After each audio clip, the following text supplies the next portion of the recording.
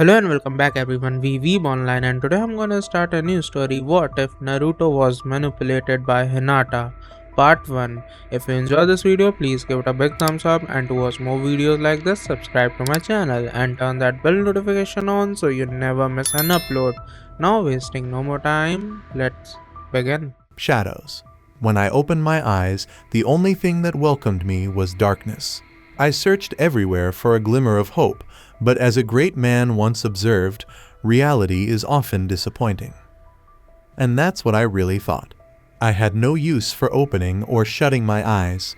I saw nothing but darkness. I think I'm dead, I sighed deeply. Then why am I not freaking out? I pondered. I had heard tales of random punks taking on new lives and doing whatever they pleased when they reincarnated in fantasy realms. But my hopes were dashed like broken glass after, well, who knows how long. To put it another way, I had no family, friends, or relatives to worry about, which is why I wasn't concerned about dying. Indeed, it may sound like a cliched tale of a flawed hero or villain, but whatever. To start with, I wasn't a bad person or a good person. No, I wasn't some conceited punk or shy nerd. In school, I was a middle bencher. I read enough to be able to participate in games and pass the exams. While I wasn't the target of bullying at school, I was definitely a quiet bully. I could only tell them they were ugly, but girls were envious of my beauty. Yes, I was a girl, and I fit the description of cultured women given by boys. I was more drawn to fictional characters than I was to real people. I read manga, watched anime, and hentai in a room I got from some government schemes. As everything was about to end, I switched to novels and started writing my own fanfictions. My life was like that. I locked myself in my room for days on end finishing novels and manga. Surprisingly, I once took an intelligence test and my score was higher than 170. Yes, that's ridiculous. I was astounded too, but I gradually came to understand that it wasn't just about studying or reading written material from books. I was imaginative. I could recall every move and character from every book I'd ever read or seen, as well as every anime series. Regarding the side missions, I had studied Sanskrit, the mother tongue of all languages, which is the language of the gods. Why did I learn it when I was fluent in it? For fun only. Every Bankai from Bleach, every jutsu from Naruto, and every style of hand-to-hand fighting were ingrained in my memory. My memory of every hand sign I had seen in manga and anime was still vivid. I was shocked to discover that I could recall every non-canon character that had ever appeared in One Piece. To be honest, I miscalculated my ick, but did I feel bad about it? What a joke, hee. If given the chance, my knowledge alone would allow me to rule every world. And now my favorite characters were Sasuke Aizen and others when we talked about ruling the world. Aizen's character can be summed up as achieving godhood, not giving a fuck about anyone, and manipulating everyone. The dim-witted, stupid characters that obtained their abilities only by using the plot armor were the ones I detested the most. Why am I talking badly to myself? Have I gone insane? No, it didn't appear to be. My frustration level skyrocketed just thinking about certain characters. I wanted to beat some sense into them, punch them. However, I am dead and floating in a never-ending dark place. Rob, I cried out. Where are you, really? To have some fun, why don't you grant me some wishes and resurrect me in the world of my favorite anime? I cried out once more. Bastard, did you hear me? System. I yelled, system, out of nowhere. Where is my system, Goddammit? Even if that someone had a cold, robotic voice, I just wanted it to kill my boredom. Where is my shield of plot? Where is the aura of my protagonist? I sighed. I guess no Rob, no system. Let's review all of the manga and anime I've read, I thought, and all of a sudden, I could remember everything. Bored, I am bored. I had only one regret before I died. I died a virgin. But worry not, when I reincarnate, I will groom a perfect man for myself, hey. Did I sound like a pedophile?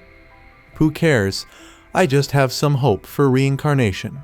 I am not some weak-willed person who would go crazy from loneliness. And my spirit began to move at an extremely high speed, as though someone had heard my wish. I felt as though I was moving at the speed of light because I could only see a few stars and suns. Before long, all became white, and I saw glimmers of a blue planet. I noticed a floating white orb as I peered around the white area. I floated, or rather walked, towards it with curiosity. When I got to the white orb, it shifted in my direction with a slight tremble. I knew what it was because of my extensive knowledge. Combining. Even though we were merging our souls, I felt strong as if I were a baby. I laughed. I wonder who this lucky soul is. Our souls eventually blended perfectly, uniting us. I suppose it's finished. What happens next? Or would it be something like 9 months of waiting? I questioned what world I had entered during my rebirth. Did I feel bad about replacing her? I wouldn't say that at all. We merged into one. I didn't kill her, and either my life or hers will undoubtedly be epic. I waited for a long time before feeling a pull. After closing my eyes for a little while, I heard sporadic noises. I awoke to find myself staring at a gorgeous breast with a pink nipple. Without thinking, I leaned forward, planted my baby mouth on the pink nipple, and began sucking like my life depended on it. I tried to squeeze her breast with my tiny hands as my baby hands moved towards it, but no milk came out. Instead, I began to nibble ferociously. Indeed, the warm, sweet nectar flew out of her mound and blessed me with its holiness, and I finally felt my mouth getting wet. I really sucked. Was my mother's sweet moaning sound. Let's assess the situation. I attempted to circle around her nipple with a tongue flick. I heard once more. What a bad girl I am. I haven't seen who my mother is, and I started to bully her. But then, something strange happened. I began to see in all directions. As I was sucking her nipple, I was staring behind me, to my left, and to my right. I noticed a fly perched on top of the roof. The garden's flowers are meters away. At that moment, I looked up at my mom. Her hair was dark blue, and when she looked at me, her white eyes were brimming with love. Her smile, so gentle and kind, could warm anyone's heart. Then a man entered through the open gate. I was staring at her, but I could see his features, the long black hair and the eyes, the traditional kimono on him. He said, "Let me look at my child," and turned to face me. He was Hayashi Hyuga, none other. Then it all made sense to me. My name is Hyuga Hinata. I raised my hands in excitement, not knowing. Yes, screw it. I cried out as loudly as I could. Though all that came out of my throat were baby giggles, I was ecstatic nonetheless. Ha ha ha ha ha ha ha ha. When Hinata's mother nursed her daughter, she moaned shamefully and blushed. She was unsure if Hinata was acting naturally or intentionally. But all her thoughts vanished when she glanced at her sweet and naive little girl.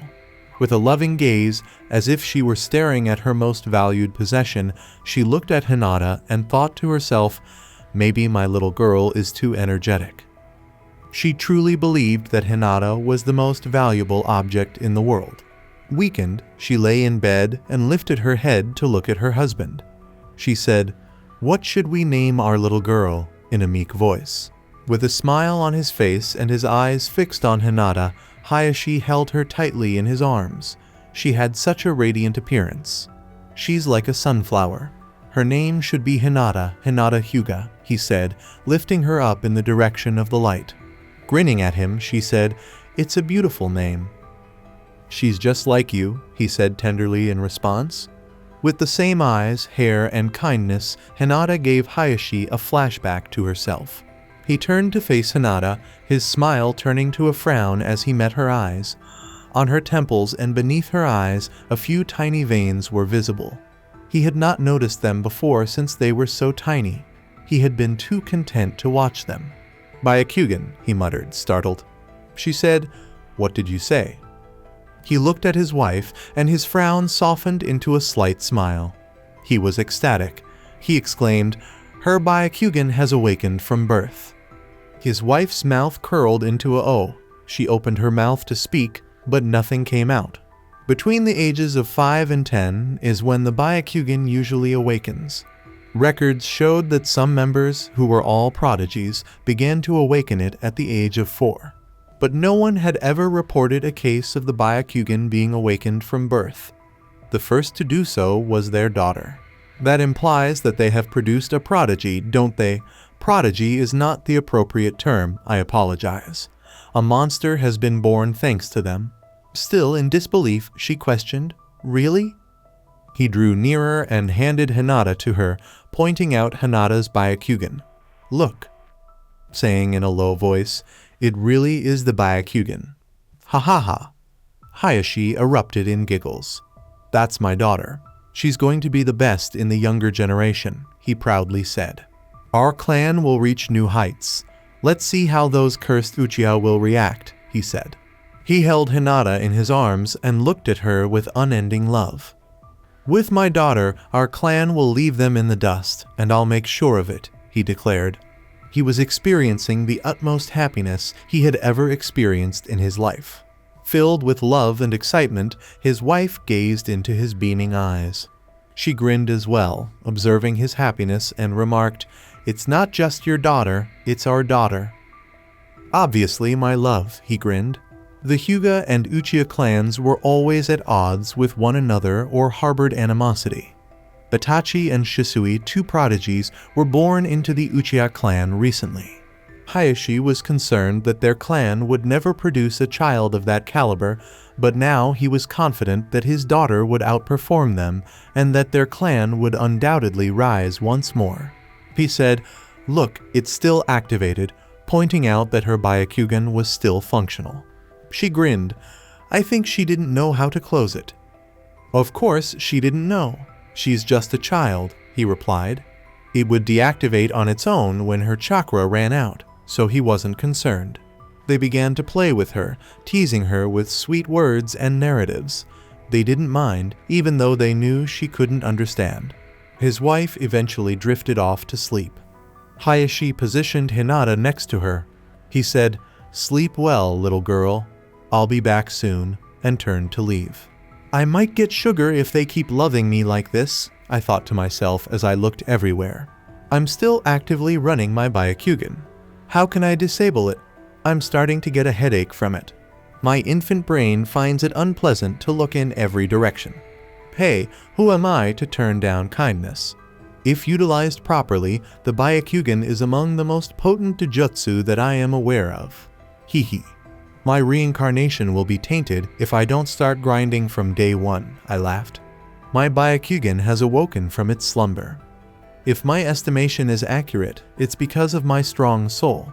My attention must be directed toward the spiritual side of chakras if I wish to strengthen my eyes. I know exactly what I want to do moving forward. Security has been significantly tightened, I thought, glancing at the more than 24 men manning the door. I believe he cares for me more than I realized. It's a good thing, hee. Parents are very easy to manipulate. Just give in to their demands and they will lavish you with their entire resources. My dad wants me to excel as a clan leader and bring him pride in my abilities.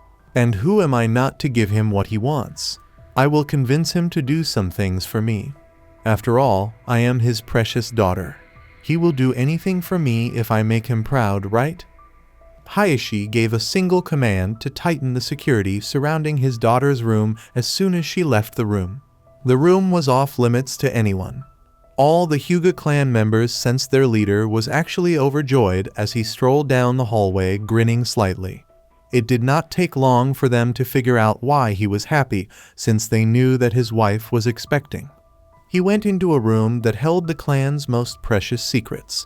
He produced a thick book. Every Hyuga clan member's birth details, blood type, parents, and the age at which they awakened their Byakugan are all included in this book. As the next clan head and the first to awaken the Byakugan from birth, he swiftly registered Hinata into it. It would be an understatement to say that the 5 clan elders were overjoyed when he informed them about the birth of his daughter. Ultimately, the clan is the most important thing to them. The news went like wildfire throughout the Hyuga clan in just 1 hour. They were aware that the new clan heiress had incredible talent from birth. However, all members of the branch family felt the curse seal on their forehead activate in the next instant. They had not felt like this for decades until now. Every member of the Hyuga clan was arranged in front of the 5 elders who stood behind Hayashi. Hayashi had not used the curse seal on a branch member in years before. Perched on a hilltop, he turned to face the group. I hope you already know this, but I officially announce today that the future clan heiress is born. You shall call her Hinata Hyuga. Most of the members were genuinely happy, but a few were acting falsely cheerful as they cheered. They were happy for Hayashi because he had never treated them badly, but not everyone felt the same way. The seals on their foreheads glowed faintly and began to hurt a little with each word he spoke. And the news of her monstrous talent and potential should not get out from the clan's gate. Each participant recognized the seriousness of the situation. Yes, leader of the clan, they bowed. His voice sent shivers down their spines. That's good that you understand. If any of you even consider leaking the information, you will die. The curse seal was put to many uses in their clan, and now he laid out the protocol. There would be no punishment worse than death for anyone who dared to defy that order. There was a pause in conversation. Everyone knew what Hayashi meant. To him, they all nodded. Hayashi looked at each of them, his expression neutral, and when he was satisfied with their response, he turned and walked away. Although he took precautions because he couldn't risk his daughter's safety, it's always better to be safe than sorry, even though he knew there were no traitors in the Hyuga clan. There was curiosity in their eyes, and elders and members of the clan could bless the newborn if they so desired according to customs. They also wanted to know the source of their clan leader's extreme optimism. With her eyes constantly open, Hinata had used up all of her chakra and was sleeping soundly next to her mother. Crack. Hayashi and the elders entered the room as the door opened. His former coldness, his manner of a clan head vanished as a fond smile curved on his lips, and he looked at her. While observing it, a few elders remained silent. He said, "Look, isn't she beautiful?" The elders narrowed their eyes as they gave him a look. "Hayashi, you are not behaving like the leader of the clan," one of them remarked. As a matter of fact, they weren't there to behold her beauty. They sought to verify the veracity of Hayashi's assertions. With scowled brows, they all turned on their Byakugan and scrutinized her. One of them said, "So it's true," spotting chakra traces in her. Children didn't typically have chakra. Parents can assist them in unlocking their chakra, or some very gifted kids manage to do it on their own. "Let's check if she has the Byakugan now," one of them said as he approached and took Hinata out of bed and held her in his arms. Hayashi restrained himself for the moment because he didn't want to wake up his sleeping child, but also because the elders had some power over him. My body felt like it was being lifted by someone, and I knew it wasn't my parents. Who has the courage to wake me up? I wondered. When I looked at how the chakra was flowing through their systems, the net of chakra pathways was the first thing that caught my attention. "It's them," I exclaimed, glancing at the 5 individuals, only their chakra pathways showing. My eyes still aren't under my control. There he stood, my father, from the corner of my eye. In what way could I claim that he was my dad? I said I could remember everything after seeing them once, didn't I? These maggots and his chakra signature were etched in my memory. One of the elders loudly exclaimed, "Ha ha, it's true. Hayashi, you are blessed with good fortune," as he met my eyes. "Bastard, please talk quietly. It irritates my baby ears." "Yes, Kazuya-sama, you are correct," Hayashi stated with grace. For the time being, I ignored them in favor of my father. I tried to ask him, "Why are you so nice to them?" with my eyes, but all he could do was smile at me. "Why are you acting like a coward in front of them when you are the leader of the clan and you are allowing them to walk all over you?" "But don't be alarmed." I let out a little giggle. "It will change soon." I laughed, and one of the elders said, What a good girl. Good girl? Indeed, you are correct.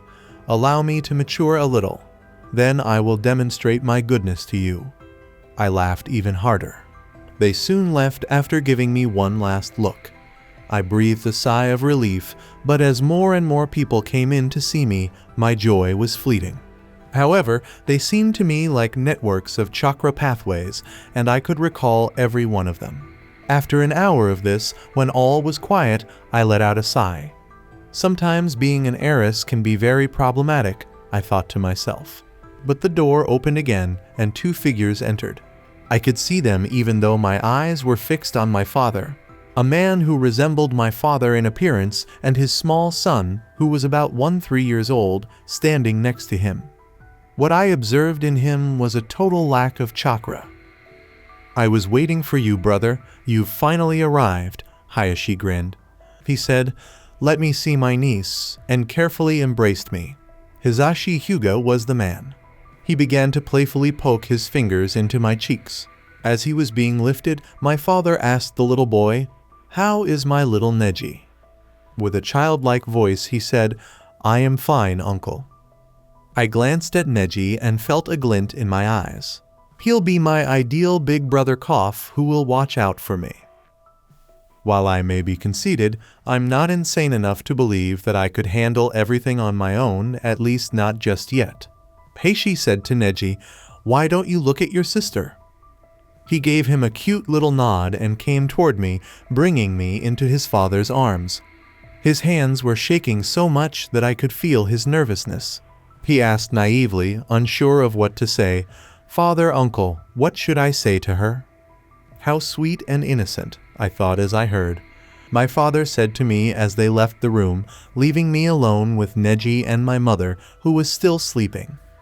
"We will leave you with her. You can play as you want and don't be shy." Up until this point, my eyes had returned to normal and I could see his face. He was staring at me with a childlike expression and no sense of playfulness.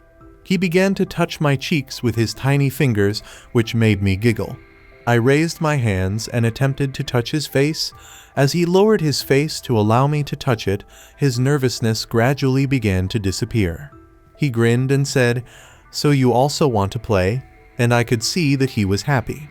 He had probably never played with anyone before. "Yes, brother," I tried to say, but all that came out of my mouth was baby voices. Nevertheless, it was encouraging enough for him. He asked, "Hee, do you like your brother?" as he played with me. I attempted to clap just by raising my hands. He tried to teach me his name, knowing that I couldn't say it, but as soon as he was out of his father's sight, he began acting like a little child. "Say my name, Neji, Neji, Neji." "Neji," I attempted to say, but all that came out was a cooing sound similar to AAA. Nevertheless, when he heard it, he was ecstatic. He exclaimed, Yes, say it again. My name is Neji, and I'm your big brother." I gave it another go because I was having fun. Who said being a baby is dull? I laughed and giggled as he played with me, saying, "Yes, play with your sister. You only became attached to me. You will not learn about the bullshit of fate. You will only learn from me and do as I say, big brother Neji." Neji spent nearly an hour playing with his younger sister. Her playfulness and cuteness never grew old to him. She seemed to genuinely think of him as her big brother. Her cuteness overshadowed his childish ignorance of the fact that a one-day-old child wouldn't act in such a manner. And as a result of his inability to resist her temptations, he would walk himself to her. He had no idea what lay ahead for him, but one thing was for sure. He would always be weak against his younger sister. With a disappointed tone, he said, "Oh," she had fallen asleep, staring at his small arms where she was soundly dozing. It was the first time he had felt genuinely content. But then, with a sweet smile, he laid her down in the crib and began to slowly swing it. "We're going to play tomorrow," he said with joy. He patted her head and gave her one last look before leaving the mother and daughter alone in the room. Hayashi was staring at 2 boys, both about 20 years old, who were kneeling in the clan head's office. Their parents had perished in the Second Shinobi War, and they were twins. Hayashi had been everything to them since then. He had given them what they most needed by teaching them to write, learn, and fight. They were his personal bodyguards, skilled in assassinations, espionage, and information gathering, and proficient in the Hyuga fighting style. He had never treated them badly. They were the men he trusted the most, and they only took orders from Hayashi, not the clan leaders. Hayashi gave the order, "Stand up," and they both did so immediately. He acted as if he were their father. Ritsu said, "Lord Hayashi, what is our mission?" He was the same height as his brother Ren, standing at 178 cm with short brown hair. "You are relieved of your duties as my personal bodyguards," he stated. Ren and Ritsu were astounded, unable to fathom what transgressions they had committed to merit such a penalty. They had been his faithful servants, always doing as they were told and never questioning it. They began to lose their minds trying to figure out what went wrong, but nothing occurred to them. Ren questioned, his voice quivering with anxiety, "Lord Hayashi, what mistakes have we made?" They felt all the emotions that a human being ought to feel. They were not emotionless automatons. That's why when they heard his commands, their hearts hurt. "I think they took my words the wrong way," Hayashi said with a dismissive shake of his head. "I am very pleased with your determination and loyalty," he declared. When they heard their lord compliment them, a smile appeared on their lips without conscious thought. "But from today onwards, you will serve as personal bodyguards for my daughter. You will protect her from all dangers, take care of her needs, and when she is old enough, you will report only to her and follow her orders," he said with a firm tone. Though he knew she would be safe in the clan compound, he couldn't help but feel paranoid for unknown reasons. His heart would not rest on this. He assigned the best ninjas to guard his daughter because he wanted the best for her. "Yes, Lord Hayashi," each of them said, bending a little. Serving the incoming clan leader was something they would gladly do. They believed that this was the greatest way to honor Hayashi for all that he had done for them. "Now you are dismissed." Hayashi found himself alone in the office with some leaves strewn all over the floor as they vanished in a swirl of leaves. Did they really have to go away like this? Who will now clear these leaves? Before Hinata's room, both Ren and Ritsu materialized and vanished into the darkness. The following morning, my mother's firm, soft breast caught my eye as her pink bud positioned itself in front of my mouth, ready to be sucked by me. Who was I to turn down her kind offer? I did what needed to be done. I filled my belly with holy sweet nectar and sucked her nipples affectionately. "That sounds like some good stuff," I said, trying to get my tongue around it. I felt gentle pats on my back as I heard her playful voice say, "My girl is definitely energetic." I tried to grab her hair with my hands as a response. She put some of her hair in front of my tiny fists and said, "Ha ha ha. Do you want to play with mommy's hair?" Of course, I grabbed her hair and pulled them as hard as I could. "Oh yeah." She probably hadn't anticipated this, to be honest. She gave me a wronged-looking look, and I laughed as I looked back at her. "You naughty girl, let go of my hair," she replied. "Ah." With a little giggle, I pulled her hair again and let her go. "Bullying her is too much fun," I laughed as I observed her puppy-like facial expressions. She smiled and said, Now, Hinata, don't bully your mother too much." How kind and gentle, I thought. She put me in the crib and began to sing a lullaby while swinging it gently after giving me an abundance of milk. Naturally, I was still awake when she said, "Sleep well, baby," and then left after noticing that my eyes were closed. I was by myself in the room staring up at the big sky. Neither of the two ceilings obscured my view in the slightest. There was no doubt about it. My strong soul had given me an abundance of yin chakra, and my spiritual energy had made my Byakugan extremely strong and powerful. While having fun with Neji and Mother is great, it's time to take things seriously. I noticed a shift in the room's comfortable ambience. "My chakra has increased since yesterday," I said, noticing that it was significantly more than it had been the day before in my pathways. Consequently, my ability to open my eyes for longer had also grown. There were two methods by which I trained my eyes in terms of visual aspects. The first was external vision, or the range of my vision. As far as I can recall, Kaguya Otsutsuki used her Byakugan to see all of the elemental nations. How did I know this? It's easy. When she utilized the infinite Tsukuyomi, there was no moon. She was able to do this because her eyes could see every living thing. Furthermore, her Byakugan was far more potent than Hamura's, enabling her to peek through a target's memories and ascertain their thoughts and feelings. But man, she was stupid as fuck. Seeing the memories of others and the entirety of the elemental nations is my ultimate goal for my external vision. I have no problem finding a test subject for these theories, I just need to pick one of the many possible lab rats in the Hyuga clan. Internal vision, or more accurately, microscopic vision, is the second technique I plan to train my eyes. I needed to be able to see the nucleotides, to put it simply. And one may wonder, what is that? Allow me to explain.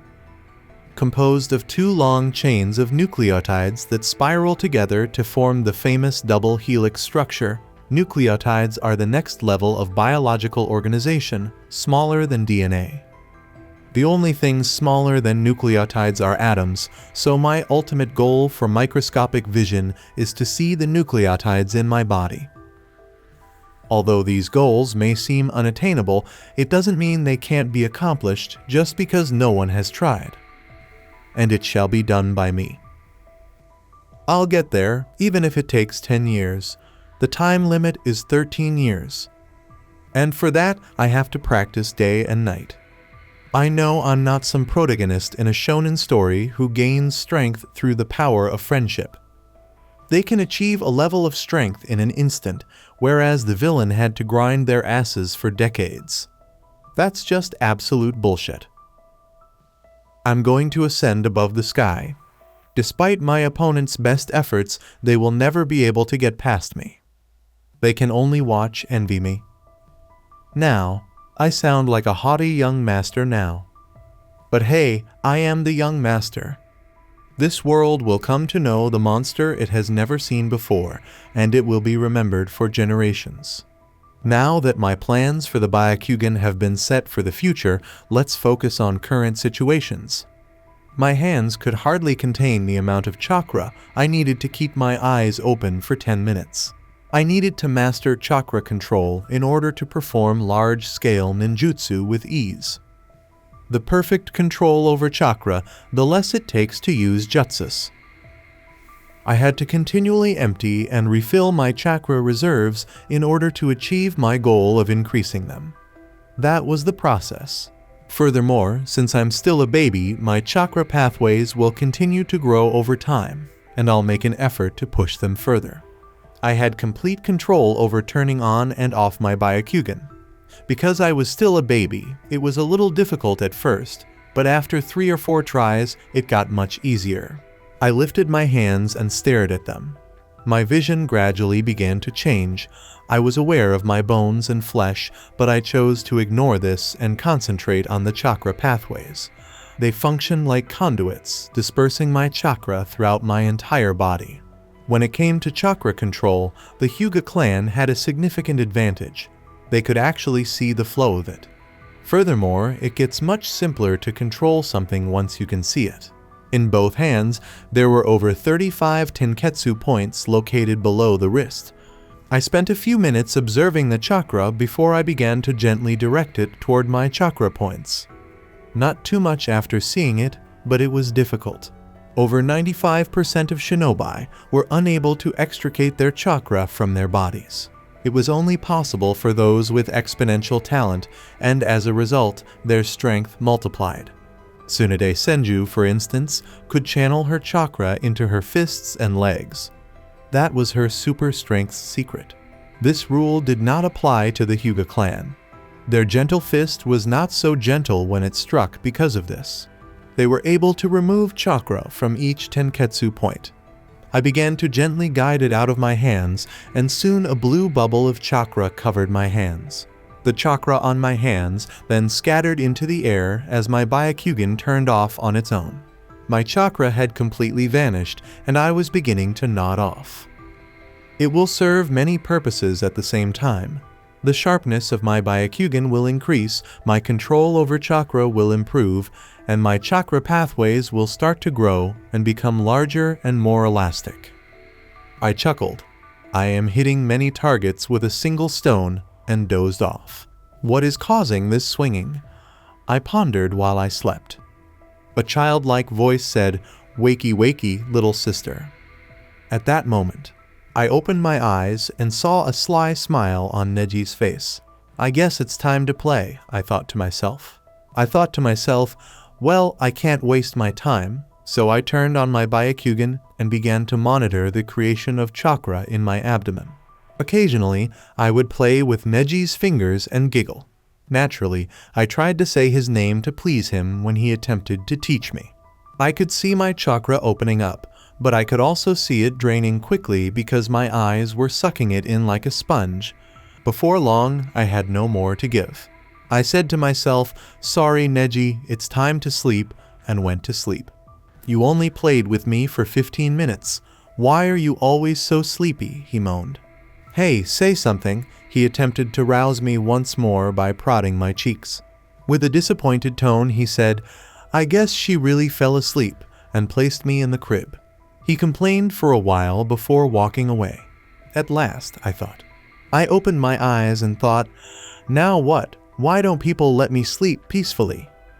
My mother said quite sweetly, "It's time for the milk, sweetie." And the holy presence of her breasts graced me. Naturally, I didn't forget to grab her hair and harass her. I don't know why, but she is so gentle and kind, I just want to bully her. She fed me and went to sleep too. I was by myself in my crib. I opened my eyes and saw the beautiful half moon that suddenly materialized before me. Well, it's getting dark already, I thought as I raised my hands and directed my attention to my chakra. I made an effort to direct it to a single chakra point this time. I could feel the blue chakra seeping out of my index fingertip. I tried to form this chakra into the shape of a thread with all of my concentration. It gradually started to resemble a tiny chakra string. When it got to be 20 cm long, I could no longer control it, and it scattered. The best method for practicing chakra control is this. My thoughts about chakra strings were numerous. Envision a plethora of chakra strings possessing an elemental affinity whirling wildly around me. If I used this technique in a crowd, it would be a massacre. It takes precise chakra control and concentration to be able to manipulate thousands of strings. It will eventually appear. It did not concern me. And with that, time began to move slowly and my chakra began to open up significantly. My command over it was almost flawless. At this point of perfection, I began to firmly open up my chakra pathways, and I could see the results. Over my head, a paper butterfly was soaring. It was obviously under my control. I joined a chakra string that was divided into 3 sections at the margin. One of them was holding the butterfly up, while the other 2 were attached to its wings. The butterfly lifted its wings and soared over my head with nothing more than my thoughts. With the assistance of some chakra strings, I began to emerge from the crib. Staying still for the entire day was tedious. I made it to the floor and started crawling in the direction of the wall. I began to move steadily on my hands and knees, and soon I found myself in front of the wall. I tried to stand up by placing my hands on the wall. I used the chakra points on my palms to channel the chakra into them. After making sure it was securely fastened to the wall, I took my left hand off and positioned it just above it. Indeed, I crawled up against the wall. The first step was followed by the second and third. I started towards the roof, my hands and knees glued to the wall. I'm having so much fun, I thought as I walked steadily. I had complete faith in my abilities, so I wasn't concerned about falling. I began to crawl in various directions, and soon I found myself hanging upside down. From the roof, I peered down at the ground. Crack. In front of my eyes, the door opened, allowing my parents to enter the space. "Sorry." When they discovered that I wasn't in the room, the color of their faces faded. Beads of sweat formed on their foreheads. My mother screamed, "Hinata," and fled to the crib. Thoughts of, "Damn it, mother, you have Byakugan. Just use it if you want to find me," kept coming to mind. My father then looked up at me. I simply grinned and released my chakra, and then I found myself free falling. He materialized in front of me and embraced me. I laughed and put up my hands to touch him, looking into his eyes. My mother grabbed me from him and began to check me out, saying, "Are you okay, my baby?" "How could you walk on the walls? You are just 4 months old," he said. However, I could see the joy, pride, and worry in his eyes. I had never seen him display so much emotion on his face until now. My mother, meanwhile, was still assessing me with concern. I suppose I caused them concern, I pondered. And how can we best escape this predicament? I simply shut my eyes and drifted off to sleep. Confinement to the home. That's how I felt. And after I pulled that ruse, my mother did this by herself. She never let go of me after that day, always hovering over me like a ghost. She tethered me to her back during the day so I could help her around the house while I slept soundly. A month has passed since that day, and my routine has altered as a result of my mother. I slept soundly through the entire day, only to be roused by Neji's desire to play. I played with him for an hour while never stopping to practice my Byakugan. I practiced Byakugan and chakra control at night. How could I let go of the times I used to tease my mother for being too protective? I cried all night long because I didn't want to ruin her quiet sleep. Nobody will get it if I can't get it. And that's where I was at the moment. With concern, she lifted me from the crib and asked, "What happened, baby? Why are you crying?" My mother opened her eyes and hurried over to me. I stopped crying and just stared at her concerned face. All I wanted to do was laugh, and I did. She narrowed her eyes at my laughing face and said, "You little devil, why don't you let me sleep peacefully?" This was happening once or twice a night, and she began to believe that this tiny thing was deliberately doing it. Playing pretend, I pretended to sleep. With a sigh trailing from her mouth, she placed me in the crib and shared my father's bed. I had a lot of misgivings about my father. He never even awoke. Is he acting like the leader of the clan, or is he the real deal? Dude, try to wake up and put some worry on your face. Upon reflection, they hadn't engaged in any immoral behavior, or they carried it out behind my back. Live porn would be entertaining. To my dismay, though, they had taken no action. I shook my head and concentrated on my training. I enjoyed the break. I looked at all 361 of my Tenketsu points after turning on my Byakugan. I began to direct the chakra strands into each chakra point with all of my concentration. Before long, 361 chakra strings emerged from every part of my body, protecting neither the crib nor my clothes. They were imperceptible. I couldn't see them if I didn't have the Byakugan. I had an idea and began to channel more chakra into them, which increased their power. Only the Byakugan or sensor ninjas were able to sense chakra strings, which were invisible to untrained eyes. These were the outcomes of my training over the last 5 months. I didn't waste any time, I didn't skip a day. I looked closely at chakra every day, seeing how it is created and how it can become anything. I was able to masterfully retract all 361 chakra strings back into my body after nearly 3 hours of control over them. I only had enough chakra in my eyes to not want to waste any of it. I could do it now even without the Byakugan. I pulled the chakra back into my body, gained control over it, and used it to open up new chakra pathways. I tried to expand the area where I concentrated all of my chakra, working my way down to my toes. With enough caution to avoid self-harm, I finished the cycle in that instant. I had to do it even though it was a tedious process. My body could only go through 3 cycles, which I had begun on the 5th day of my life. My still developing body soon conformed to my desires. As of right now, at 5 months old, I possess all the chakra that a human body could possibly contain. It was morning before I knew it, and people were beginning to get up. I could see them running around in front of my eyes. My range at the moment was about 1-2 km. Having expended all of my chakra on my eyes, I eventually concluded today's training session. My mother gave me a shot of milk, and then we were tied behind her back with our backs touching so I could see behind her back. I had a very negative impression of clan elders, but they treated my parents and me surprisingly well. They even occasionally played with me, to be honest. Did they not appear to be evil people? They treated me so nicely now. How could I make them take it in stride? How could I impart humility to them? I laughed at my straying ideas. If they are good, I will use their goodness for my benefit.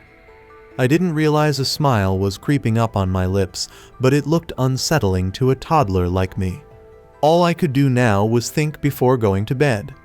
As my mother entered the clan compound, every branch member gave her a polite greeting and said something complimentary about me. Despite the fact that I'm a toddler, have they started bootlicking me? When I heard how well they thought of me, I couldn't contain my laughter. I started to remember every jutsu that was used by everyone, and I had some evil thoughts as I did. Good, very good, praise me. I might not pick you as my lab rats in the future. I could recall every jutsu hand sign used by every single ninja. I had no idea how many of them would actually work. Even the hand signs for the Death Reaper seal came back to me, though I was not planning on using it anytime soon. I value my life. And why hadn't I employed any elemental jutsu, like some of the lower level techniques like Fireball, Water Ball, Gale Palm, and Wind Breakthrough? I did it because I wanted to get my chakra control down pat first. I was not going to acquire any of these jutsus through the conventional methods of memorizing hand signs and then poof, you've mastered the jutsu. As I took in my clan's morning beauty, I thought, let's leave them for the future. It really did deserve to be referred to as the most affluent and noble clan. There were numerous gardens with different kinds of flowers, pink-leaved trees, and tiny ponds. If they so desired, each member could have their own private training area. I yawned and thought, it's morning, so it's time for sleep. And like that, 5 more months went by with nothing noteworthy occurring. I worked on my chakra strings and control, opened up new pathways, and severely trained both my internal and external visions. If I wanted to, I could cut someone's neck quickly and cover their neck with a chakra scalpel without them realizing it. I was currently sprinting with my short legs to catch up with my beloved big brother. A month ago, I had learned to walk and speak, but I hadn't communicated with any of them. He eased up so I could catch up with him, and I managed to catch him giggling. He grinned broadly and laughed. Ha ha ha, you are so fast, little sister. You could even catch me. At the moment, he was 2 years old. I simply chuckled at his silly antics. He tried to teach me his name every day, so I suppose it's time to give it to him. After we played with him for a little while longer, he said, "Say my name, Neji. N-E-J-I." I uttered N-N-N-E-E-J slowly before stopping. He clasped his hands in front of me and said, "Yes, yes, say it. It's Neji." At last, I uttered my first words, N-N-N-E-E-J-I, Neji. He was ecstatic when I said his name. Yes, yes, yes. He put his hand on my shoulder and met my eyes. I could see he was very happy indeed. He exclaimed, "That's my sister," and hurried outside to tell everyone. "Hee hee, big brother, you're doing great." His father and I soon entered the room, our faces beaming. Neji told my mother, "I didn't lie, Auntie. She really said my name." Then he grinned at me and said, "Tell them you said my name." I said just one word, Neji, and he was ecstatic. When my mother realized she wasn't the person I had called first, her expression changed. With a quick step toward me, she said, "Say, Mama, little girl." "Neji." "No, no, it's Mama." "Neji," I said again, sounding like a parrot. They all chuckled. Suddenly, 2 more months had gone by, and my birthday had arrived. It was a very exhausting day. "I want balloons, big brother." I pointed to a balloon shop and said to Neji, At this point, the two guards were following us from the shadows as we were strolling outside the clan. I had found out early on that they were more powerful than standard guards. If my estimation was right, they were superior to Jonin. It also didn't take long for me to figure out that they were my personal guards because they didn't report to my father. My father is very giving, they will be useful in 2 years, I reasoned. With both of us wrapped in her arms, my mother was strolling next to us. She said, "Why don't you ask me?" I cheekily laughed.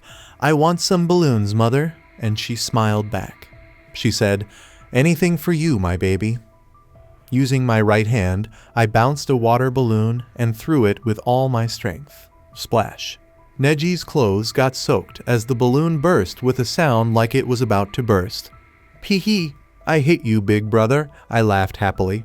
We received some rubber balls and balloons as our new toys a few days ago. Neji was too happy to play with me and laughed with me. Since the sun was currently hanging over us and the summer noon was such a pleasant mood, I wasn't concerned that he would become ill from the water. I used to play with Neji during this time. "Dodge it, little sister, you are a good ninja," Neji said as she took a balloon from the water bucket and hurled it at me. It was evident to me that he threw it at a speed that allowed me to avoid it. "We were pretending to be ninjas in a ninja village," I said, giggling as I sidestepped the balloon. I reached for another and gave him another blow, soaking him. He was also a good target practice, by the way. When the water touched him, he just laughed. He then took another one and threw it at me, missing me this time. Splash! It burst onto my shoulder. I glanced at my drenched dress before turning to face Neji. Now the show starts. Sniff, sniff. My eyes became wet and started to well up with tears as soon as I turned to face Neji. I started crying, saying, "Wah wah wah, big brother is bad, he hurts me." Sniff, sniff. He became alarmed as soon as he saw me. He turned to look around to see if anyone had noticed us. He ran towards me after realizing that no one was there. "I'm sorry, I didn't mean it," he said in a worried tone. "Neji is bad, sniff sniff, he hurt me," he said in a panic, unable to control my tears. I turned around to leave him after saying, in between sniffs, "I will tell Mother that you hit me, and sniff sniff. I won't play with you anymore." He immediately grasped my hand as my words resonated in his mind. He handed me the last balloon and said, "Please don't tell Auntie. You can hit me as many times as you want." He looked like he was ready to cry. His beseeching eyes made me laugh. Haha, so much fun. Bullying him is more fun than playing with balloons. "Really?" I questioned in between sobs. "Yes."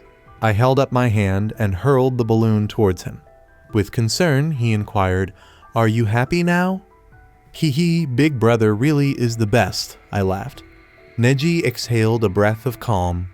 His little sister was very easy to please on his behalf. He didn't want to see her cry because to him, she was like a little doll.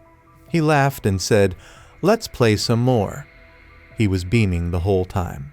"You are gradually turning into the brother I desire," I laughed at his actions. He declared, "We are out of balloons," upon discovering none. I said, "Let's fill them with water." And for the next round, we each began to fill our balloons with water. Blow. "Little sister, why did some of the balloons burst in your hand?" Neji asked with curiosity as he glanced at me. I gave him a cute little look and stuck a finger in my mouth. I held up another balloon that burst in my hand and said, "I don't know, brother. They just burst in my hands like this." "I believe they are flawed," I uttered.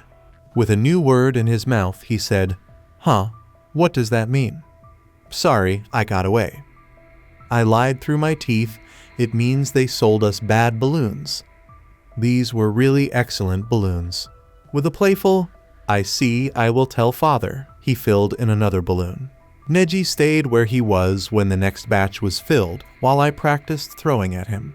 I took hold of a rubber ball and hurled it towards Neji. I yelled, "Big brother, catch it." "Catch it, little sister," he said as he caught it and threw it back at me. I caught it while tripping over it. Pop. In my hand, the rubber ball exploded. "Look, big brother, it's another defective rubber ball," I replied.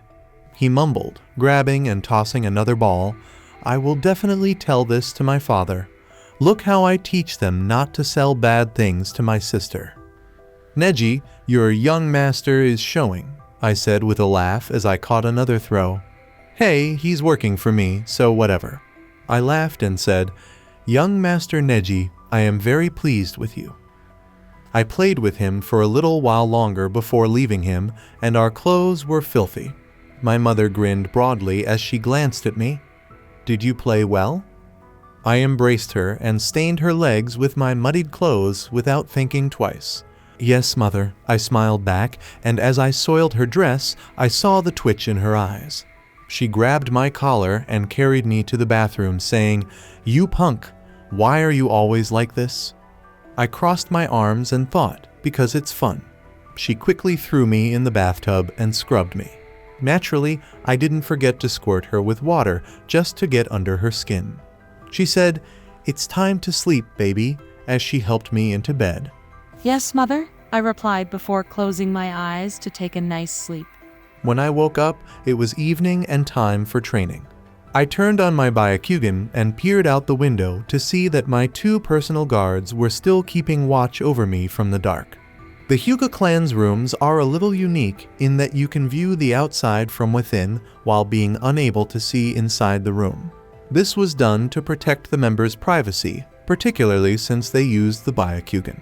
I occasionally looked at the wall-mounted ceiling tags. These 2 are definitely loyal, I concluded. Every now and then I noticed them killing bugs that attempted to get into my room. These could have been Aburame clan spies. I wasn't concerned about people finding out about me because of this. I think the time to use them properly is approaching, I thought. I raised my right hand and focused, causing a spinning blue chakra orb to appear in my palm. I looked at it carefully and researched it. If my future son could learn it in 3 days, why can't I? It would be unfortunate if, after 403 days and nights of chakra control practice, I couldn't accomplish it in 2 days. And even without any knowledge of chakra control, he could complete the task in 3 days. I studied the Rasengan for 10 days straight, closely observing it with my Byakugan. I covered the rotating Rasengan with my other palm and began to compress it. It appeared breathtakingly gorgeous. Animage. It's never easy to compress anything, but power comes from compression. It was getting smaller and smaller very quickly, almost to the point of blowing up. I knew it could blow up in my hand if I lost even the slightest amount of control. I had no idea why a compressed Rasengan caught my eye more than an ordinary one. It was smaller, greener, and more potent than the typical one to start. Secondly, it was exceedingly difficult to accomplish, and thirdly, it was stunning. I watched and squeezed it for nearly 20 minutes, and then I released it. I didn't waste any chakra, of course. I reintegrated all of the chakra into my system after gaining sufficient control over it, much like I did with strings. I will be using Rasengan in such ways that Momoshiki will be asking for pointers from me. If he stayed alive, I said to finish my statement. And of course, I didn't steal Rasengan from anyone. How could I steal it when it already belonged to me? This jutsu belongs to Naruto, and he will be my husband. As his wife, everything that belongs to him eventually belongs to me. And after I've indirectly taught him, he will teach me of his own volition. He won't live for the villagers or pursue their attention. Instead, he will live only for me. I will be his angel and the only person he would trust in this entire world. Ha ha ha. Now I sound like a true manipulative bastard. And how could I forget about the spineless Hokage and his boyfriend Danzo? Because of their cowardice and schemes, my big brother Neji lost his father and succumbed to the bullshit of fate. Given that I am present, this would not occur here. I really need a long-range ninjutsu. My clan's 1,000-meter perimeter is about to be breached by any Kumo ninja, and I have to create it before my kidnapping occurs. Let's see how Hiruzen will deal with it when a Kumo ninja is found dead in your village. Let's see, who will you blame then? I was staring at the white moon that hung in the vast starry sky. Of course, the idea is to appear enigmatic and serious. From a tree, my 2 personal guards watched me. They were probably wondering why their clan heiress was staring at the moon. It was about 8 o'clock at night, and my parents didn't think it odd that I was awake because I played in the courtyard behind the house every day, and they didn't bother me. I turned my head to face them and saw the startled expressions on their faces. Were they unaware that I also possess Byakugan? But when they saw my Byakugan, their expressions returned to normal.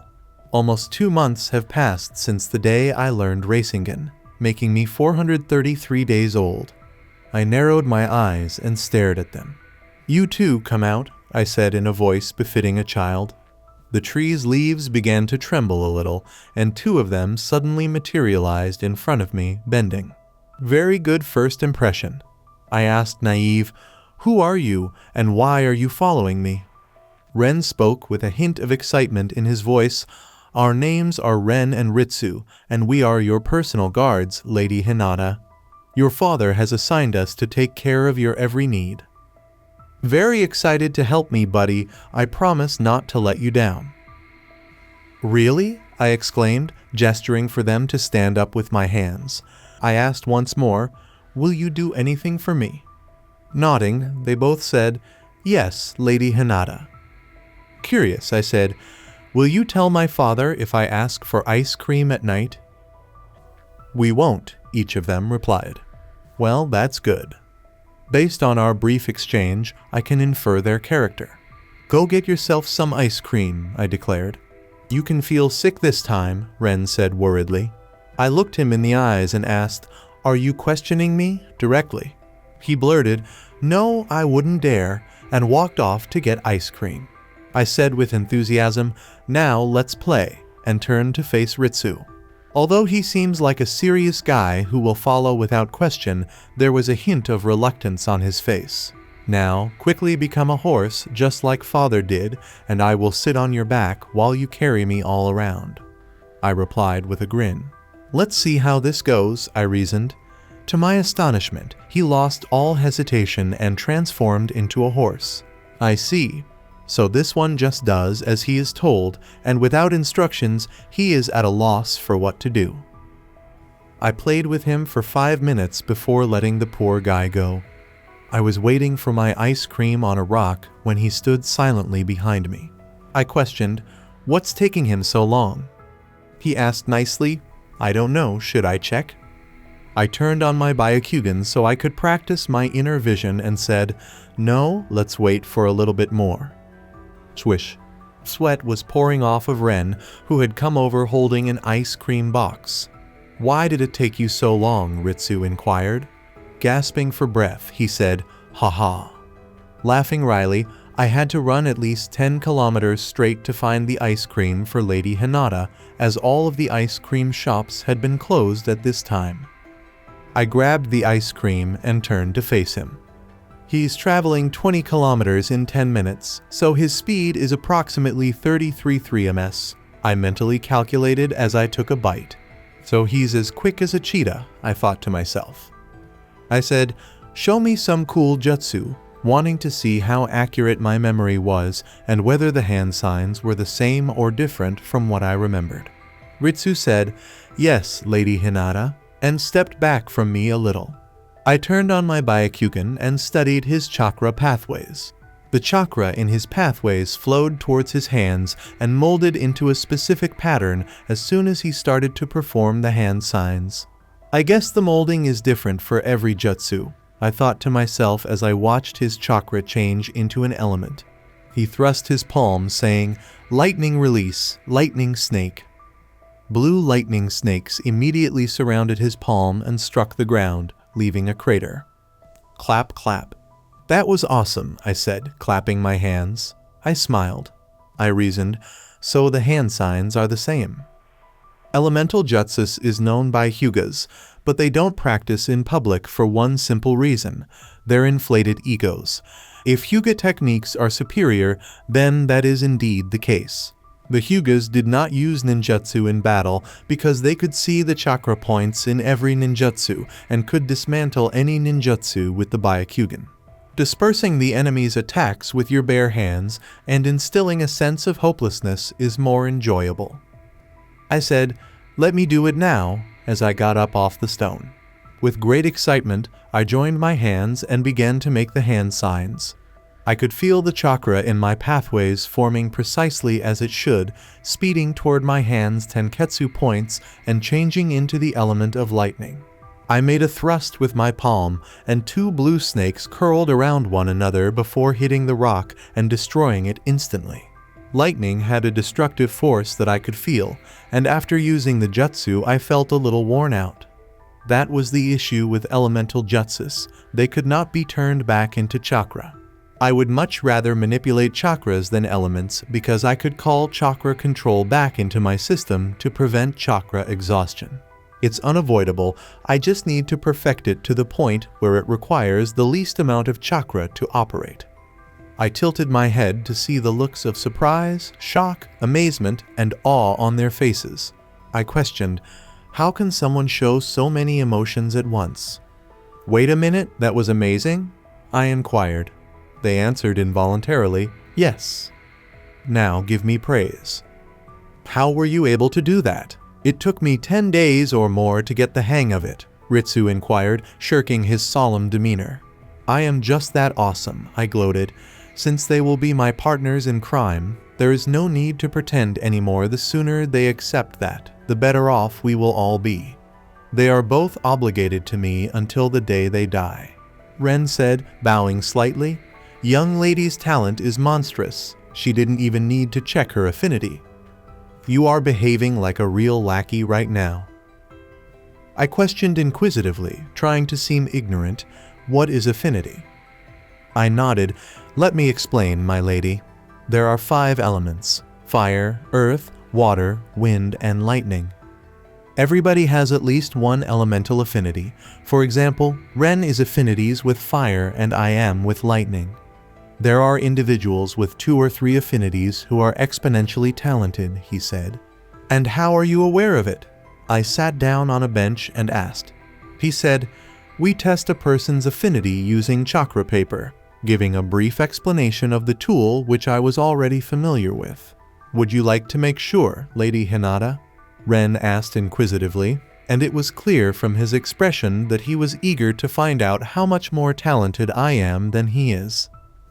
I waved my hand dismissively and assumed a relaxed posture, continuing to practice my inner vision. "There is no need for that," I said. "Well, however, why not?" With disappointment, Ren inquired. My talent could not be determined by a piece of paper. In actuality, I spoke without even needing to see their faces. "I will conquer them all." Once more, they were mute. Did they think I was being conceited? I said to Ren, "Show me some fire-style jutsu," and he obeyed, standing a distance away and making hand gestures as he watched his chakra flow intently. "Fireball is the fire style." He let out a yell and let off a fireball, adding to the atmosphere's already high temperature. I gave a start, jumped up onto the bench, and began to perform the same hand signs.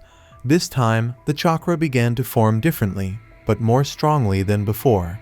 I chose to ignore it and, using my chakra control, I brought it forcefully to my fingertips as my chakra began to transform into fire, taking in as much air as I could into my lungs. There was no need to yell the jutsu's name. Efwish. The fireball shot out of my fingertips, scorching the grass in front of me as I let go of all the air. "Do you now find me credible?" As I sat down on the bench, I spoke. "Dude, this is exhausting. Half of my reserves were used up by that lightning snake and fireball." They were silent for a minute, and during that time, I could feel their entire attitude shift. They replied, "Yes, Lady Hinata, we do believe you. Nobody follows someone who is worthless, so you have to prove to them that you are someone worth following. You have to show them that you are worth risking their lives for, and that's what I did, and what I showed them was extraordinary. Talent that had surpassed their expectations. A weak person always follows a powerful person. This is a basic psychological fact. Now that they have both witnessed my abilities, they are obligated to me, heart and soul. Goal accomplished. Acquire 2 trusted lackeys. I laughed to myself as my mind wandered. 2 months have passed since that day that Ritsu and Rin taught me their jutsus.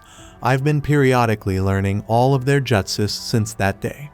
In addition, I made them study at least 1 jutsu from each of the other elements. They cannot be weak if they are to follow me. I laughed. It's not just their jutsus, there are jutsus.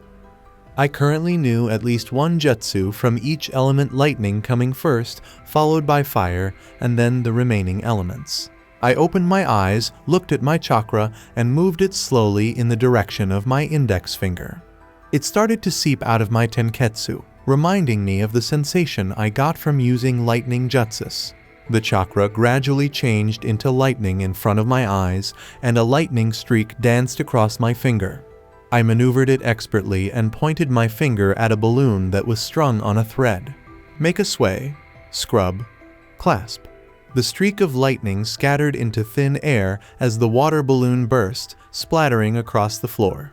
I was also using other elements in the same way.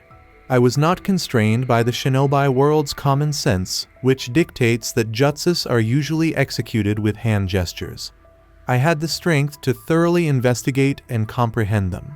People employed jutsu in the Hagoromo period without showing any symptoms, but only those who fully understood their components understood how it operated. But when his son Indra created the hand signals, everything was different. From that point on, using jutsu with hand signs became commonplace, often without a true understanding of how things worked. The mindset of the modern shinobi world was, I can bet that if a shinobi's hand was cut, they would become self-depressed and think they would never be able to use any jutsu. I forced my chakra pathways to expand, practicing each element little by little until I had completed 3 circles. Then I sighed. I then lay down on the ground. Observing the chakra in my body, I thought, so this is the limit of how much my body can handle. I was playing in my parents' playroom, a luxury that came with being wealthy. Since it was tucked away in the corner of the house, no one would bother me. I sat back for a minute, then got up and started hanging all the toys, balloons, pens, and even papers from the ceiling using threads. I let them settle for a few minutes, and when they were all motionless and stationary, I grinned. The second phase of my Byakugan training begins from here. I felt very, very faint, almost insignificant shockwaves rippling in a circular motion when I suddenly activated my Byakugan with a burst of chakra. Some nearby papers shook slightly, something I wouldn't have noticed without the Byakugan. This is it, I said. If Kaguya could kill someone by simply standing in front of them and use her Byakugan to subdue her sons, then why can't I?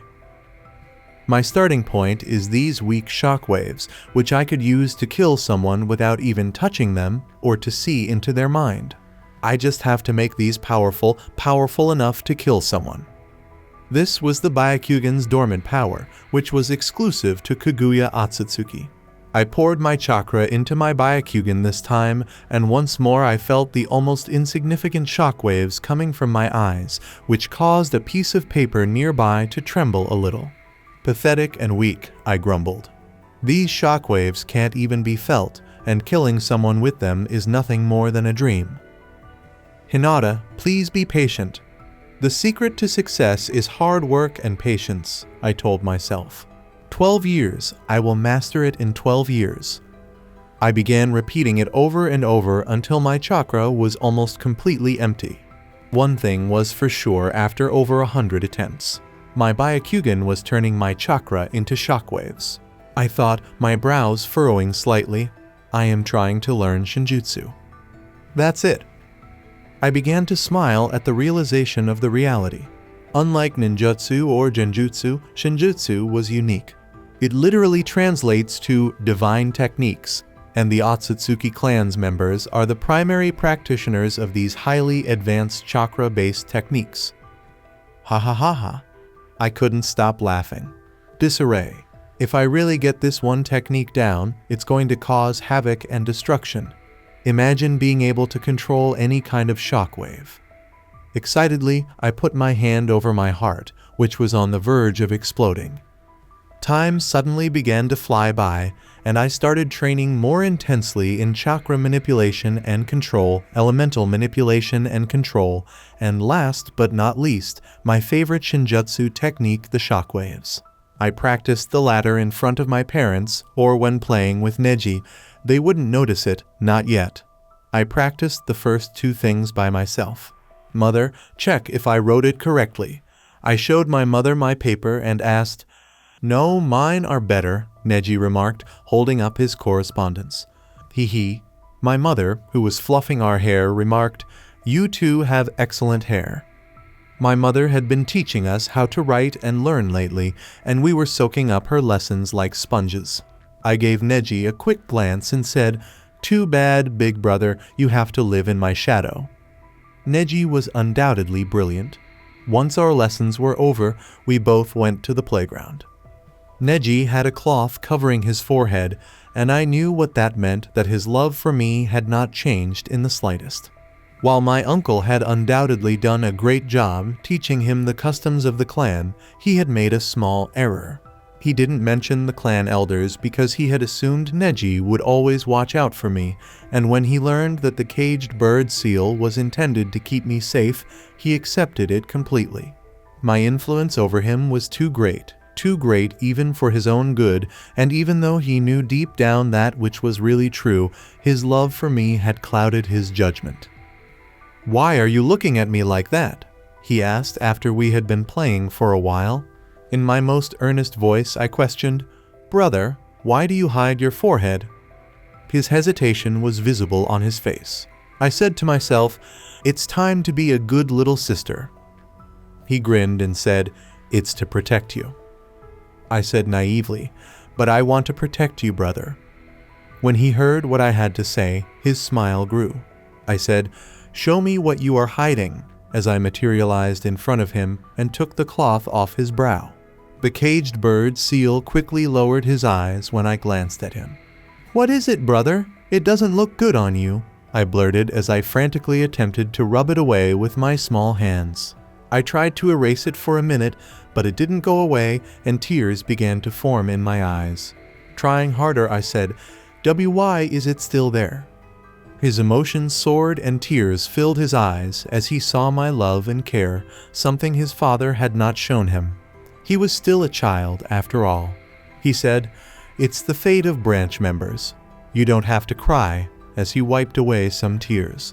"No, you are not a branch member. You are my brother, and I will erase that thing from your forehead," I replied while hugging him, and he broke down in tears again.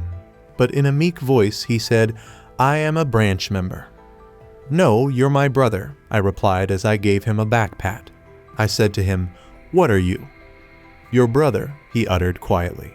"I promise you that you don't have to hide your forehead," I replied. "Really?" he questioned. "Really. How on earth could someone subjugate you? Since my birth, I have had the privilege of spoiling you, and I am your younger sister." He grew closer to me after learning that I saw him as a true brother. After the death of his father, he would come to despise every member of the main branch. However, that won't occur this time. I patted and consoled him, thinking, "My kidnapping incident will make you completely mine, big brother." A smile appeared on my lips as he wept. My eyes pierced my reflection in a large mirror facing a dimly lit room. My Byakugan sparked and my hair fluttered back. At a startling rate, the chakra began to flow toward my eyes and then began to transform into shockwaves, and I let go of it in a quick burst.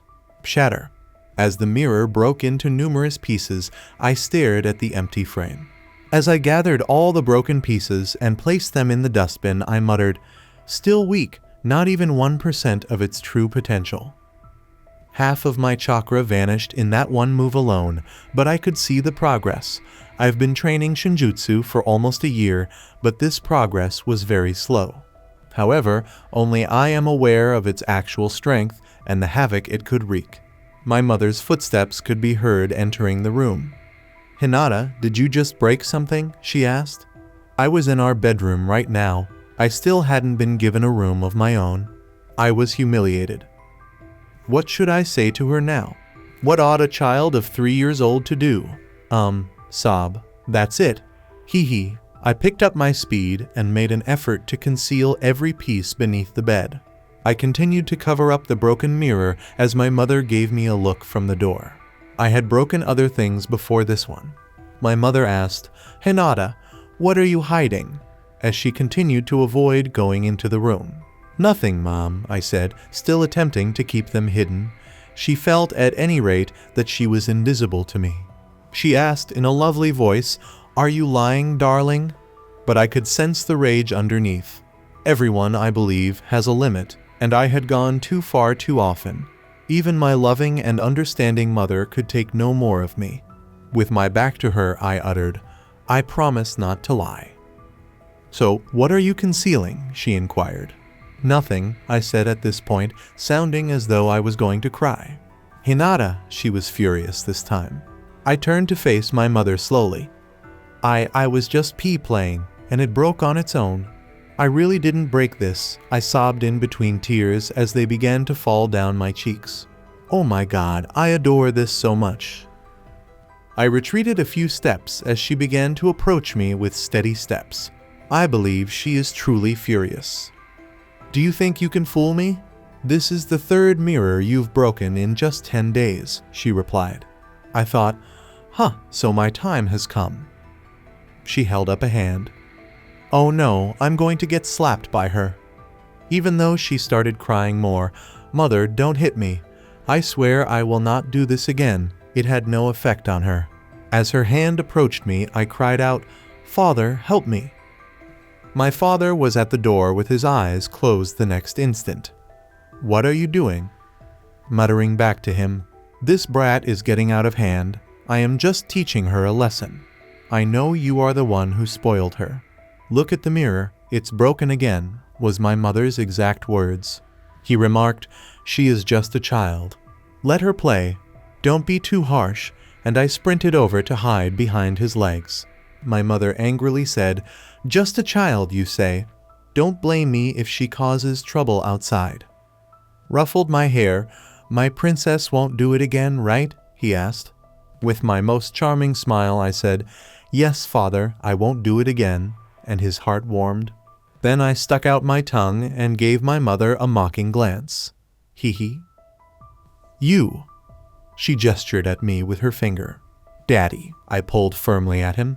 My father attempted to talk sense into her sweetheart, but I took advantage of the situation and fled the house, leaving the two of them by themselves. "Are you going to let her go just like this?" she responded. Don't be so harsh, darling. Let her play and come with me. I will help you vent out your anger," he laughed. She blushed and said, "You," but she still went with him. I hummed cheerfully as I made my way to the training area where Neji and I used to play. "Little sister, you appear content." "What took place?" he asked in a curious way. Hee hee, I was enjoying myself with my parents. "Will you be there the next time?" With a smile, I asked. "I refuse to fall into your snare once more. I was beaten because of you," he said. Brother, stop acting like this. It was only a game," I remarked. "And you hold me entirely responsible," he remarked, gesturing to me. "Are you in favor of me being beaten?" I asked in a dejected manner. "I won't, I promise." To cheer me up, he said, "That's why I don't say anything to Auntie." I said with a joyful smile, "Brother, you are the best." "HMPH," he muttered contentedly. I said, "Hey, brother," as I was playing. "Yes." "Want to leave quietly this evening?" Since our parents never let us leave the clan district, I knew he also wanted to leave the clan and explore the village, so I asked him with a smile. "Are you serious?" His eyes gleamed. "What if somebody discovers? What happens if we run into any danger?" Quietly, he inquired. "Oh, my dear brother, we are sneaking out because we are going to be in danger." "Don't worry, we won't be in any danger. If something goes wrong, Ren and Ritsu will watch out for us," I said. He said, "Oh, those two guys," since he had heard about them from me. But he cautioned, "This is dangerous." "Are you afraid?" I inquired. He grinned and said, "Of course not." So we started to organize our little getaway. It was quite simple because I had informed my father that I would be playing in the park, and he had agreed, knowing that Ren and Ritsu would be watching over me. It was about 9 o'clock at night. I told my parents I was going to the park after dinner so they wouldn't have to worry. "Are you certain of that?" I questioned Ritsu. Lady Hinata indeed. 2 Kumo ninjas that I saw were surreptitiously circling the clan while they were still in the village. I was convinced that the treaty between Kumo and Konoha was a ruse to kidnap me, and that both Danzo and the Hokage were aware of it. It was absurd to think that someone could wander around other villages freely and stay undetected. "So, Lady Hinata, what will we do?" he inquired. "Of course we will kill them," I replied. "What if they become aware?" "They will hold the Hyuga clan solely responsible. They will demand an explanation from that man, who happens to be Kumo's chief ninja," he inquired. "Don't worry, they won't discover anything," I laughed. It was time to discover the Rasengan's true potential. Neji said, "You're here," as soon as he arrived. "Has your dad seen you?" I inquired. "No." He grinned proudly and said, "I put a dummy in my room so he will think I am sleeping." "You fool, that guy's got a Byakugan." "That's good," I said, but I remained silent. "Let's go." After seizing us both, Ren and Ritsu vanished from sight. "Sis, what brings us here?" We were standing on a rooftop water tank with a crescent moon hanging behind us when Neji questioned. I laughed and said, "Hee brother, I found something." I said to him, "Use your Byakugan and see." He yelled, "Byakugan," and began to look around for something when 2 ninjas appeared in his line of sight. "They are in black clothes." "Who are they?" "They don't look like good guys," he said quietly. As of right now, Ren had used a camouflage technique, so barring any needless movements on our part, no one could see us. I could see some Anbu ninjas spying on them, but he could only see these 2 Kumo ninjas because his Byakugan was weaker than ours. 2 root ninjas were also present. I was aware of it. The Hokage could have easily eliminated them if that was his intention. He didn't, however. Does he hope to benefit from this as well as these root ninjas? Ren questioned, "Lady Hinata, what should we do now?" I said, "This is a really clever ploy." "Of course," Ritsu replied. "It's time to claim Neji as entirely mine," I decided. They were currently plotting how to take me hostage, and it was easy to read their tongue and lip movements thanks to the Byakugan. "Hey Neji, you could hear what they are saying. Just focus on their lips and tongue movements and try to copy them," I told him. He happily said, "I haven't done it before, but if it sounds fun," and turned to face them. He began speaking incoherently at first, but he quickly grew accustomed to it and resumed his regular speech. A frown began to form on his face as he spoke. Neji stopped reading their lips at this point, a terrified expression on his face. "In 1 hour, I will kidnap the clan leader's daughter. You stay on guard, and if anything goes wrong, you quickly run away and inform the village. The Raikage will handle this, but everything will go all right, and then our village will also have the Byakugan. Haha." His words were fast, and he attempted to bolt towards the clan. "Little sis, they are planning to kidnap you. Let's go quickly. We have to tell this to father and uncle." "This is so bad," he cried, but I snatched his hand without delay. How cute and adorable, worried about me. "Let me show you something cool," I replied. "This is not for games, little sis. We have to hurry." Ren added, "He is right, Lady Hinata." "Stupids, how can they take me away from the clan when I am still here?" Apply some reasoning. They moved on and were hiding in an alley at the moment. I waited for 30 minutes and decided that now was the right moment. I held up my right hand, pointing my 2 fingers in their direction. Neji inquired, "What are you doing, sis?" "Pee-hee, let me show you, brother." Now is the time to use an ideal Rasengan. Lightning chakra began to slowly seep out of the tenketsu of my index finger, forming into a sphere. Massive amounts of pure chakra began to leak out from the tenketsu of my middle finger. The next instant, pure chakra and lightning blended together flawlessly to create a complete and flawless lightning Rasengan. It was surrounded by crackling lightning and was a deep blue color similar to my hair. It was obviously a compressed lightning Rasengan on my fingertips, ready to shoot out, and it was smaller than a typical Rasengan. When Ren sensed the destructive power of the jutsu, he exclaimed in shock, "What is this? I have never seen something like this before." This was not at all like the Rasengan of old. When I discovered that they had linear heads, swish, the Rasengan shot out of my fingers the next instant. In an instant, the 400 meters were covered. Burst. Thud. Their brain matter flew across the floor as both of their heads exploded, and a moment later, their headless bodies hit the earth. The poor guys had no idea what had hit them. My eyes were filled with pride as I observed my creation. I had spent a month honing this jutsu move day and night because it was so deadly. Furthermore, a great man once said, "You're not me unless you're perfect." Ritsu said, looking surprised, "Such fine control over chakra and elements. You are a monster, Lady Hinata." Throw up. Neji puked upon seeing the macabre scene. I mean, I wouldn't be telling the truth if I said I didn't feel the same way, but right now I can't act weak. Where we stood, I took out a bottle of perfume and broke it. The search team could follow someone by scent if they were driving an Inuzuka. I was ready for this. "Go quickly," I ordered, and shortly after, we were somewhere else. Though Neji remained in a daze, he was getting better fast. There were 2 Anbu ninjas that showed up. Now is the moment.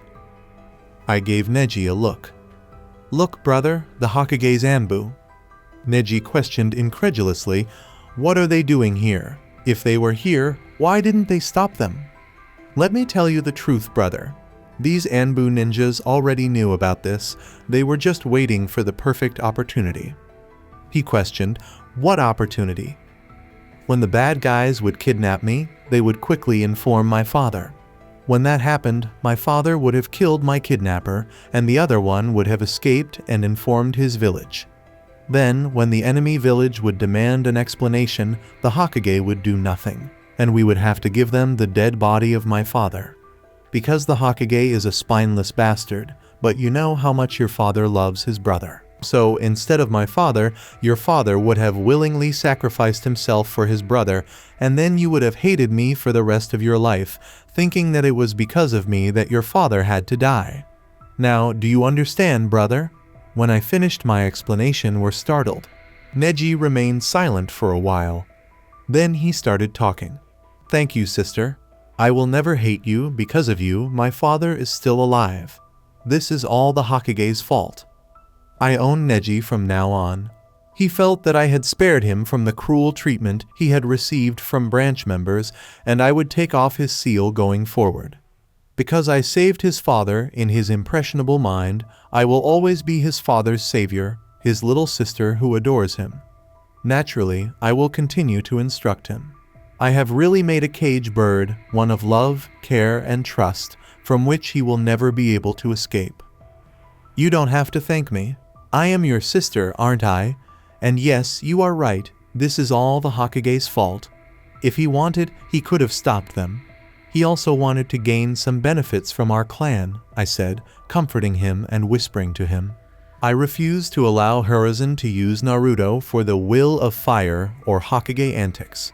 I have to take action against him so he can't focus on Naruto or begin to despise Naruto.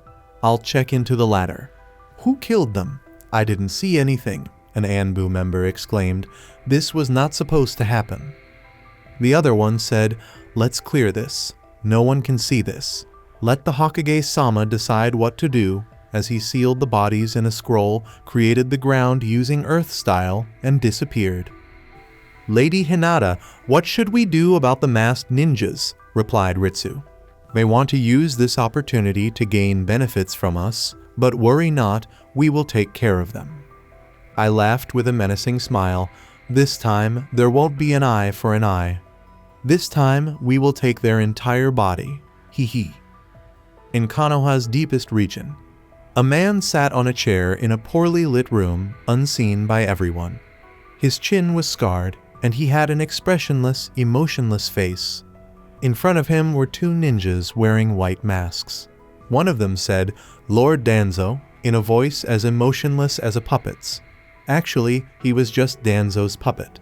Danzo said, "Explain," devoid of any sign of surprise. The Kumo ninjas were about to start their mission, but they suddenly died. Their heads burst open, and when we looked for someone, no one was present there.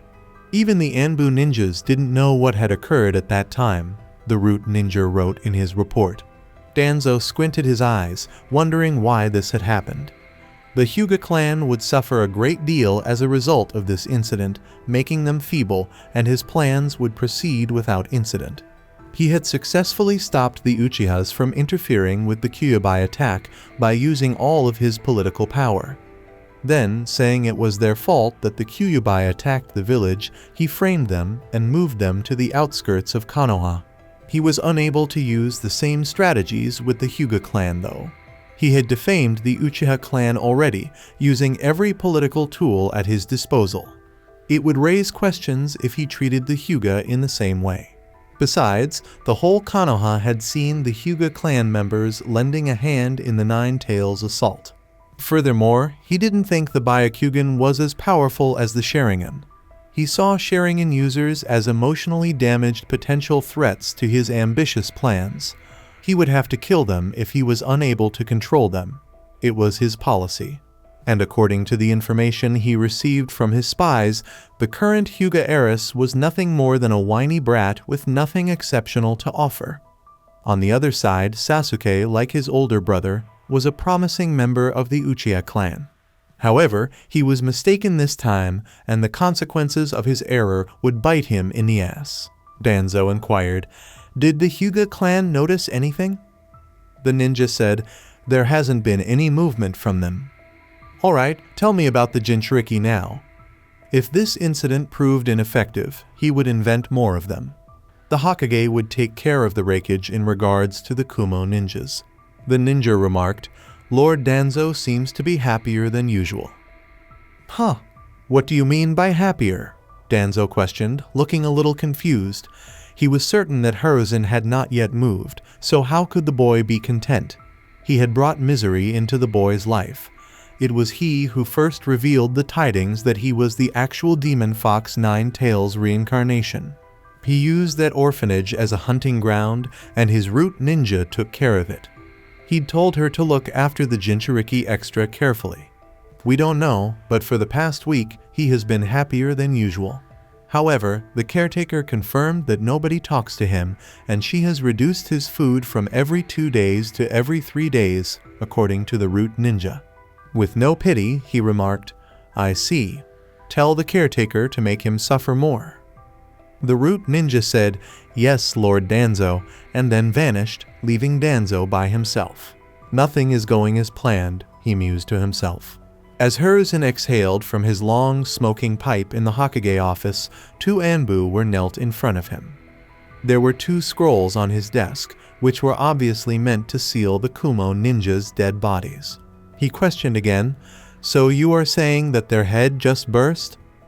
"Yes, Hokage-sama," the Anbu ninja replied with deference. After closing his eyes for a while, Hiruzen said, "What does the medical report say?" "They claim to have discovered the lightning chakra within their bodies." The kneeling ninja explained that it had first electrocuted their brains, paralyzing them, and then, when the electricity became too much for their brains to handle, it exploded, killing them. Hiruzen began to lose his mind in the lightning style, but he was unable to locate anyone who was using the lightning chakra. Kakashi, but he waved that notion away without delay. "A single jutsu killed them both," the Anbu went on. Surprised, Hiruzen said, "Huh, what do you mean by that?" "The medical team says that the chakra was identical in their bodies, and from our search team, we found out that it was a projectile-type jutsu." We discovered a hole in a nearby wall that extended over 400 meters, piercing through all the walls. Fortunately, there were no casualties. When people woke up, they found small holes in their walls, and now they are asking for explanations, he said. But when we reconstructed the angle of the projectile, we found out it was shot from a rooftop 400 meters away from the crime scene. However, when the Inuzuka clan tried to track the scent, they couldn't detect it. It was perfectly dispersed with the help of perfume, and the enemies simply vanished into thin air, the ninja from Anbu stated. I see, Hiruzen gave a nod. This was something he had never experienced before. He was also ignorant of the jutsu. He had never heard of a jutsu that could kill someone from a distance of 1 kilometer before. Does that not imply that this jutsu is ideal for murder? He pondered. What are your thoughts on this, Shikaku? Inquired Hiruzen. As the Jonin commander, Shikaku was the most intelligent person in the village. For this case, he had called Shikaku. After assessing the circumstances, he declared, I believe someone from the Hyuga clan was responsible for this. Hiruzen was taken aback once more, but Anbu ninjas claimed that the clan had not moved. He said, Explain. They were about to kidnap Hayashi's daughter, and according to you, there were no movements from them. But what if some of their members were already outside of the clan at that moment? With their Byakugan, it's not very hard to escape the radar of the Anbu. Look at how skillfully they managed to fool the Inuzuka clan. As for the lightning chakra, we know nothing else besides their gentle fist technique.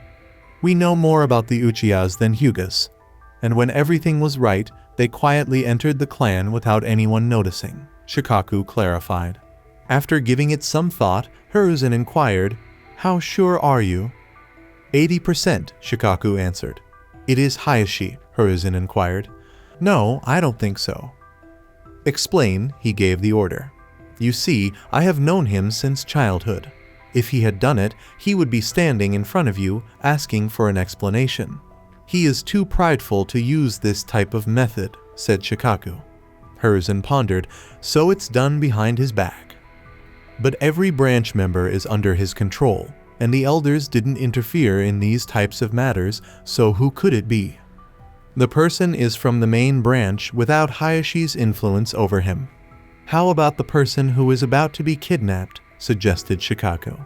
Do you think a 3-year-old kid had done all of this without alerting anyone? This is ridiculous, Hiruzen replied, but it's not out of the realm of possibilities. I'm not saying she has done this, but she is the prime suspect, replied Shikaku. But according to our information, the girl is just a haughty brat, whining over little things, and she hasn't even started her training until now, Hiruzen stated. He was aware of every clan heir and potential talent thanks to his spies. Hokage-sama, information can be manipulated, Shikaku remarked. They both realized this was ridiculous, but they had witnessed a lot, and this could be one of those instances. Shikaku went on, but we have a way to find out. Go on, Hiruzen prodded. We all know that when someone uses a jutsu, some of the chakra remains in the surroundings. You mentioned that a high-level ninjutsu was used, so we could track that person with the help of the Aburame clan's bugs. Unlike the Inuzuka, they use a person's chakra signature to track someone, Shikaku said. Hiruzen gave the order, Anbu call the clan head, and an Anbu ninja was sent out. The Aburame clan chief and his son Shino entered the Hokage's office in less than 10 minutes. With respect, Shibai inquired, Hokage-sama, what are your orders? Hiruzen told Shibai, You have to find a person, and went on to explain the circumstances. They were all standing at the water tank where Hinata had been a few hours earlier in just 10 minutes. They all turned to watch Shibai complete his task. Before long, a few insects began to crawl out of his body and move in circles. Hiruzen inquired, Did you find anything? There were 4 people present at this place. The other 3 people didn't use any chakra, so I couldn't get their chakra signatures.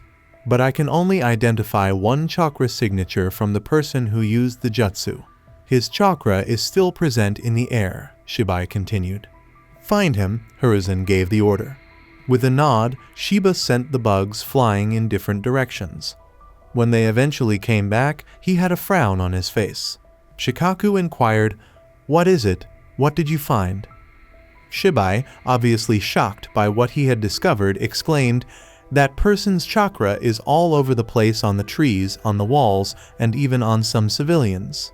To be exact, 722 places. His chakra is mixed all over the place." After saying, "Okay, Shibai, you can go. Your work here is done," Hokage nodded, and Shibai and his son vanished from sight. After Shibai had departed, "I can say with absolute certainty that it is someone from the Hyuga clan," Shikaku remarked. He wished to avoid inciting conflict amongst clans. "Elucidate," inquired Hiruzen. "Only a Hyuga is capable of emitting pure chakra from their hands, and it was done on purpose. Tell me, Hokage-sama, how many people do you know who can bring out their chakra from their bodies?" replied Shikaku. "The samurai from the land of iron use chakra to coat their swords, then Tsunade, and finally all the Hyugas in their gentle fist," Hiruzen responded. "The only Hyugas left are within the clan, as there are no samurai in the village and Lady Tsunade has left the village," Shikaku concluded.